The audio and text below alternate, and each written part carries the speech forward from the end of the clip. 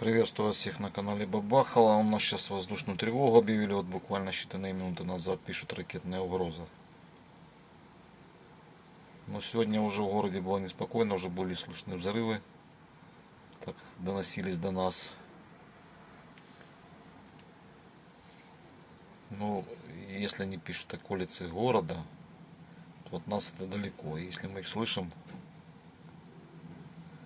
то значит не слабо где-то было Бабахало.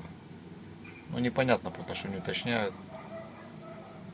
А вот буквально считанные минуты назад, вот у нас сейчас светит солнце, перед этим стояли тучи. Слышу свист такой, как рев такой. Думаю, ну все, летит. И такой по нарастающей идет. И потом как бабахнет козырек у кого-то. Ветер просто ужасный. И тут сейчас много чего непонятно из-за него. Сегодня за 30 метров в секунду обещали. Может даже и больше порывы. В общем, стрёмно. Стрёмно от того, что взрывы, стрёмно от того, что свистают постоянно, этот воет этот вот. Оно воет и просто уже не знаешь, как реагировать, если честно говоря.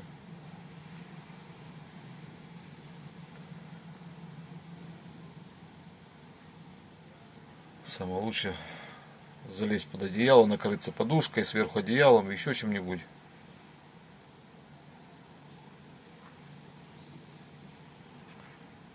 Чтобы не слышать этих звуков. А тем более уже окна открыты-то в квартире. И все это слышно, завывание, все это выявлено. Короче, мало приятного, если честно говоря. Ну, зато, правда, тучи разогнало. Сейчас снова солнышко выглянуло. И это радует. Солнышку мы всегда рады. Орех, я смотрю, все больше и больше листвы появляется. Не знаю, абрикосы тоже листья у нее есть. Но будет ли цвет был? Будут ли абрикосы, посмотрим. В Днепре написали, что там массово поболели абрикосы. И, короче, им кирдык там. Возможно, у нас то же самое с ними будет опять в этом году.